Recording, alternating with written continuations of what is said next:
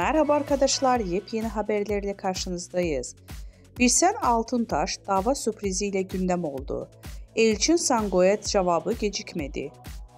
Birsen Altuntaş ile Elçin Sango arasında gelirim. Dizi sektöründe yaşanan tekelleşme iddiaları hakkında yaptığı açıklamalarıyla gündeme gelen Birsen Altuntaş, Elçin Sango'ya dava açtı.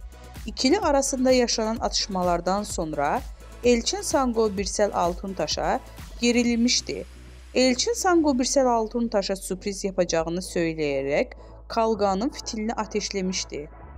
Daha sonra belgelerle konuşan Elçin Sango bu durum üzerine iki sürpriz daha yaptı. Sosyal medya hesabından Altuntaş'a dava açtığını duyurdu. Birsel Altuntaş'tan cevap. Ünlü oyuncu Elçin Sango dün sana iki sürpriz daha var diyerek Altuntaş'a dava açtığını ilan etmişti. Birsel Altuntaş seninle son kez muhatap oluyorum diyerek dava açmıştı. Birsen Altuntaş ise Sango'nun davası karşısında sessiz kalmayarak dava açtığını şu sözlerle duyurdu.